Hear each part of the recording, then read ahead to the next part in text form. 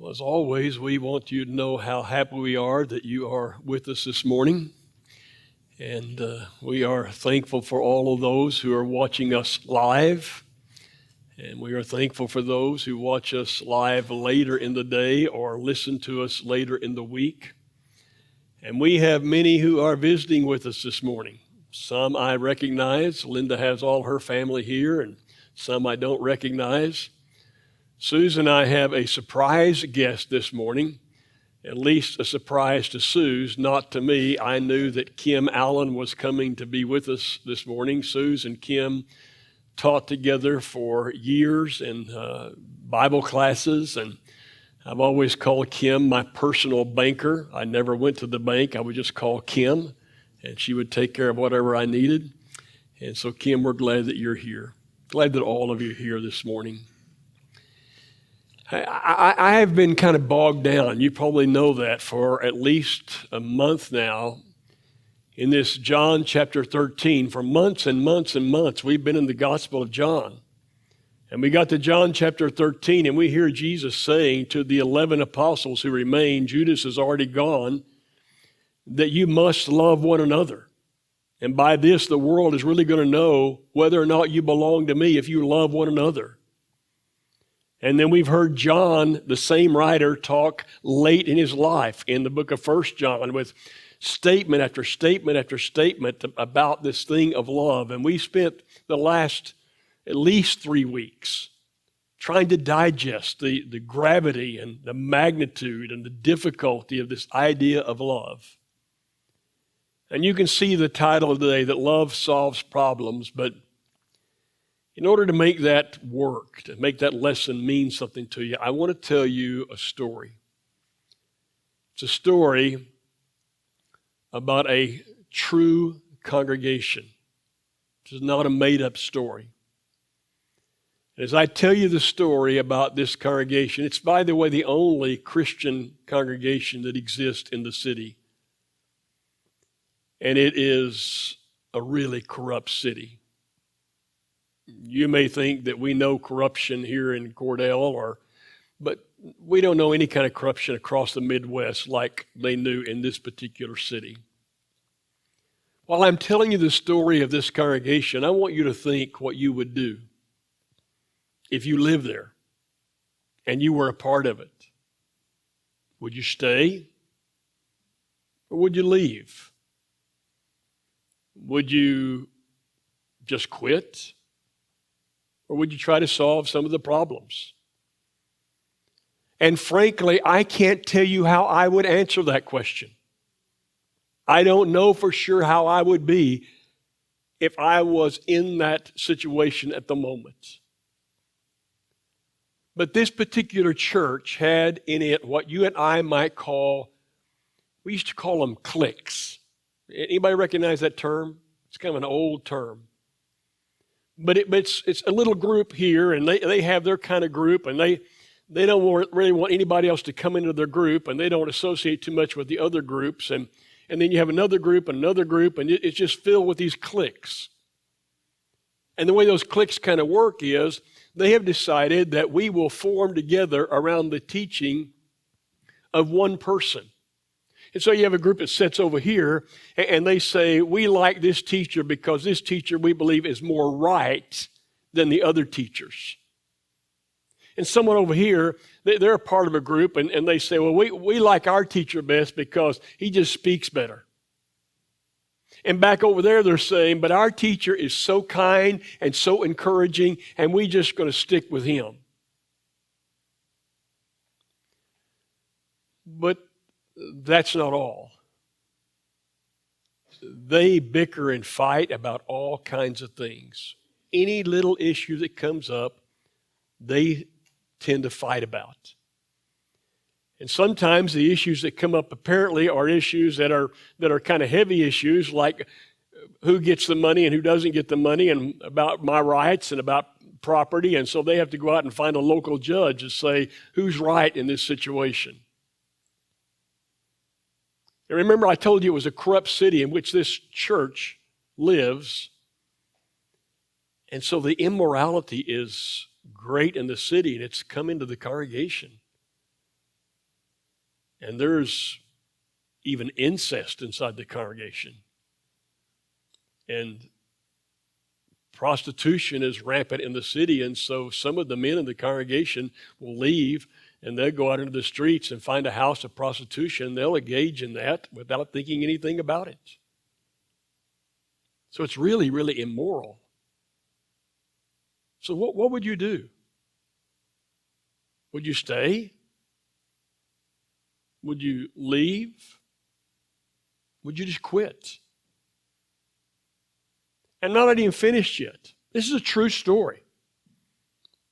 When you came together as a group like we've come together this morning, yes, they would take the Lord's Supper. And they used the Lord's Supper more like a meal. It was maybe more like we do on Wednesday nights. They had a meal. And some would come early. Because what they would do is they would see this as an opportunity for literally a free lunch, and they would eat everything they could eat, and they would drink all the wine they could drink, and they didn't care if they left anything for the others or not. And they were forgetting that this was really about remembering the death and the resurrection of Jesus. But that's not all. Their assemblies, they were so chaotic. You know how I talk about our assemblies being so simple? I believe simplicity is the most important thing we can possibly do. We don't try to be fancy on anything. But to walk in, it was just so confusing. Because one person would literally pop up and start singing a song, and then another person would pop up about the same time and try to sing his song, and then someone would get up and they would want to teach something, and somebody else was still wanting to sing, and before it got finished, you were sitting there thinking, I'm not getting anything out of this. It's just a major mess. Can you imagine a congregation like that? And what you might be thinking is, well, it's really not a church. It's really not a church at all. It's not a church of God. It's not a church of Christ. It's just not a church. And yet it is. Because Paul writes, and Paul says to this church, you are the church of God, and you do belong to Christ. Even with all this mess, you are Christians gathered together, and you're assembling together. That's hard for us to think about, isn't it? That's not comfortable for us to think about. Because we like to look at groups like that or actions like that and just just write them off. And Paul will give some instructions along the way. And Paul will say, why would you form little cliques like this after these people? Because the only teacher that matters is Jesus. He's the only one that matters. Just follow him. And all this immorality, you just need to quit doing it. Do you have a full understanding of what happens when you go out and engage in prostitution? And for those who are in this other mess, you need to help them out of it.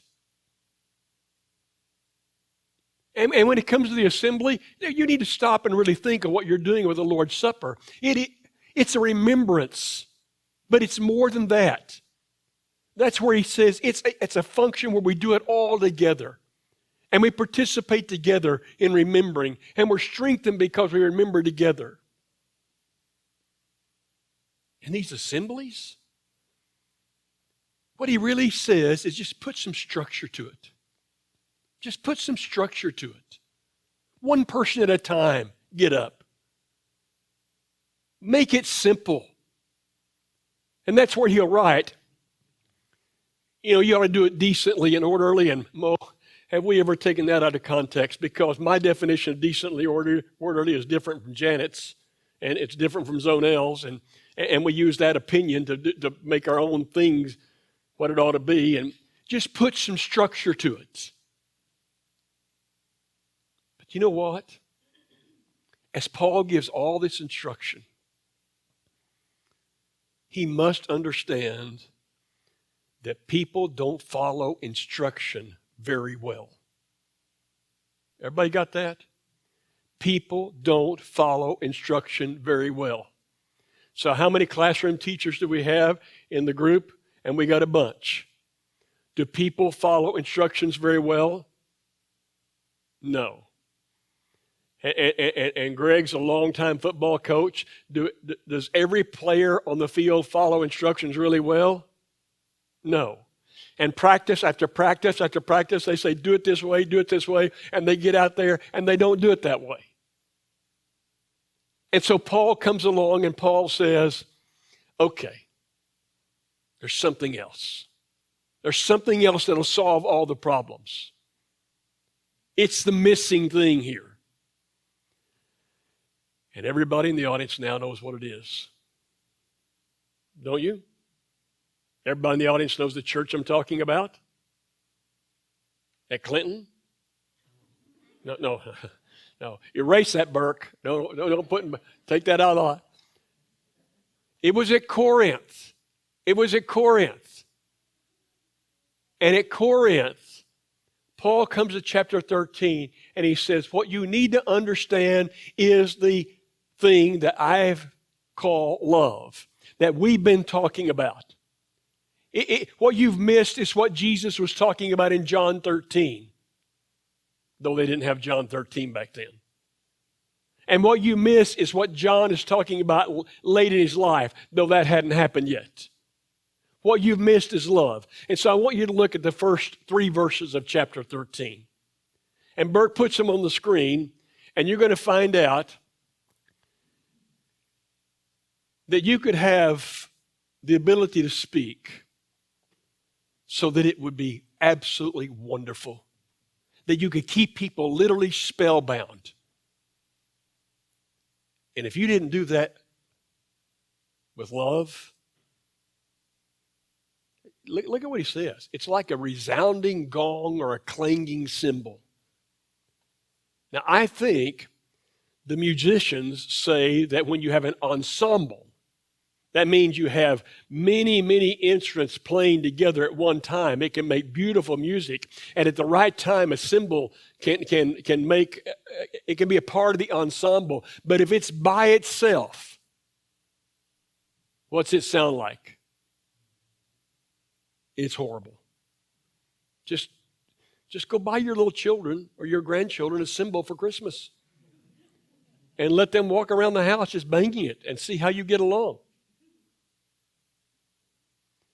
And how about this? If I had the gift of prophecy or the ability to understand mysteries, or if I even had faith, and faith so strong that I could literally move a mountain, didn't have love, I've got nothing. And watch the next one. And what if I give everything that I have to the poor? I just take everything I own and I give it away. What a noble act and what a wonderful, generous thing. And I didn't have love. I gained nothing. And so Bert puts this next slide up. And what it tells you is that every one of those things is important. Every one of the things mentioned in the first 3 verses is important. But love is more important than those important things. Is faith important? Is generosity important? And yet love is more important than all those really important things. Now we begin verse 4. And in lesson after lesson after lesson, I have told you, you will never figure this love thing out unless you understand that love is defined as anybody remember? Behavior. A behavior. And so watch what Paul says, beginning in verse 4. Here's how love looks. You see, Burke and I were talking early this morning back there. And some people have feelings of love obviously different than Burke and I have feelings of love. We are not warm, fuzzy kind of people, especially Burke. But you don't have to be that like that to practice love. Some people like to hug people. I'm telling you, if you try to hug me, I'm just like that. I don't hug well, okay? But that's not what love is. It's not hugs. Love is patient. In this church, the true story of this church I've just told you, the only thing that's really going to solve the problem is a lot of patience. Because the kind of problems that we just described are not going to be fixed quickly or easily. And that's another problem. Some of us have a personality that wants things done now and change now. And we all have different levels of spiritual maturity. And we don't all get things fixed the same way, same time. And if you think you're going to do this patience thing perfectly, you're going to be a miserable person. Because sometimes it gets really difficult for me to be patient when things are so chaotic and so messed up and don't get fixed quickly enough. And Suze can sit there and take it much longer than I.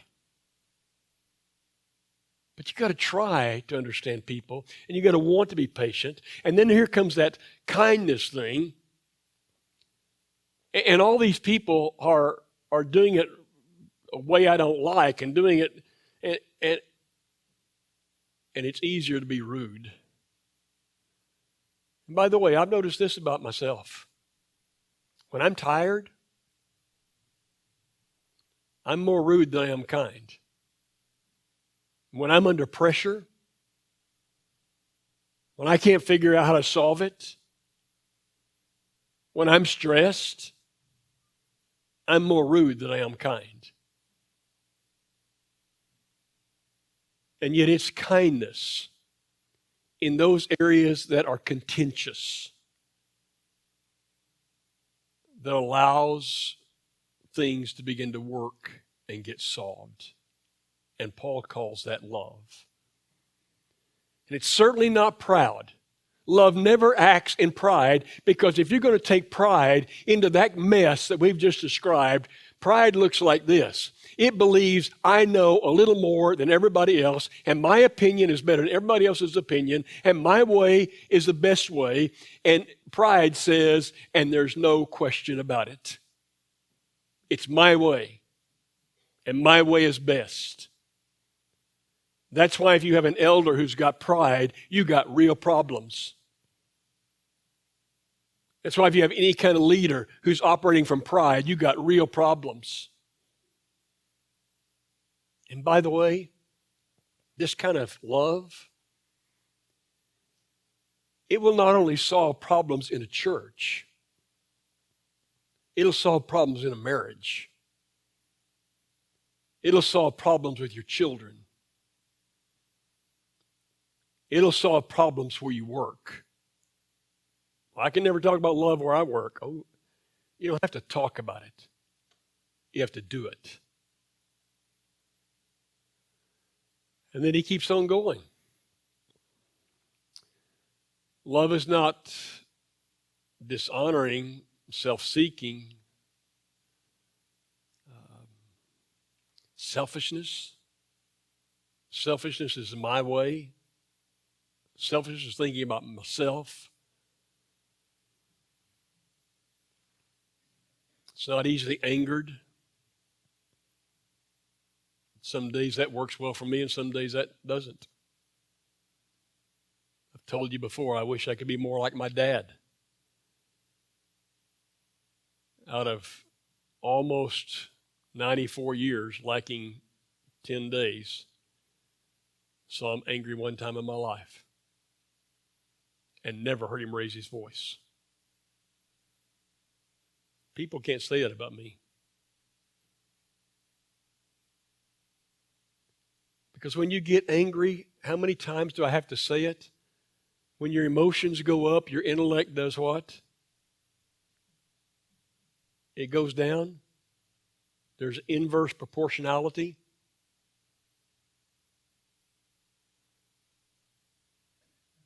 And then you get to that big one. It doesn't keep remembering the wrongs. It doesn't keep remembering the wrongs. That's kind of equation language for forgiveness.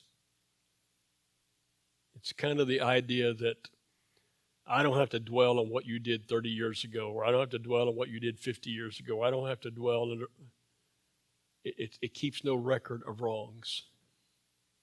I don't know how many people I've dealt with in kind of CEO positions who have become worn out and they have chronic anxiety and they do everything the opposite of everything I've just read on love. They do everything the opposite. And I tell them, if you're not careful, there's an accumulation effect. There's an accumulation effect. And you think you put all that behind you for all these years, all the stresses and all the strains and all the aggravation, you think you put it behind you. And then all of a sudden something happens and it all comes racing back. Interesting. Because that happens with people in marriages too. And that happens with people in congregations too. And you think you put it all behind you, and all of a sudden one little thing happens and it all comes racing back. And you remember all that stuff that happened, all that.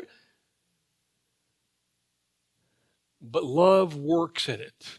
Love works at it. And love tries its best to say, yeah, you messed up and I messed up and we all messed up, and I'm not going to let myself go back there. Now, are you beginning to see how this works? Doesn't dishonor others? That just means you don't talk about it so much. Because if I find out something about you that I'm wondering about, and I don't like how you've done this, and I go tell these people and those people and these people, and I tell as many as I can find as fast as I can find, because what a mess they make, and how you don't slander the situation, you don't dishonor the situation, you don't. It sounds impossible, doesn't it? Sounds impossible, doesn't it? And yet I'm telling you that when you stepped into the kingdom, born into the kingdom, when you were washed into the kingdom, you didn't come in mature and perfect and knowing everything, and it takes a long time. And you kind of have to figure it out as you go. People teach you as you go. And then as you mature, things get better and better. And finally, Paul's going to say, you get to this point of love, and love's going to be really, really good in helping you solve all of these issues and all these problems. So when Jesus says to the 11, I'm going to give you a new command. I'm going to leave you, but I got a new command for you. Love one another. As I have loved you, you must love one another. And by this, all men are going to know that you really belong to me. They're not going to know it because of the way you dress. They're not going to know it because of the way you do anything inside this building. They don't even know what you do inside this building. They're going to know it because of how they see you live your life. And the ultimate of what they need to see, yes, they need to see integrity. Yes, they need to see no immorality. They need to see a lot of things. But those things all are products of this thing called love. So as I've told you many times past, I'm still trying to learn how to love, and I haven't figured it out. I almost guarantee you before the day's over, I'll mess up again. But that's what we have to keep coming back to. And John will say in 1 John, we love because he first loved us. Because God loved us, we love our brothers and sisters. And we love because Jesus loved us. And Jesus is the one who loved us enough to die for us. Would any of us do that? Well, actually, the scripture says on a rare occasion someone might dare to do that. But it's really, really rare. But Jesus did it for us all. And that's why we're here this morning.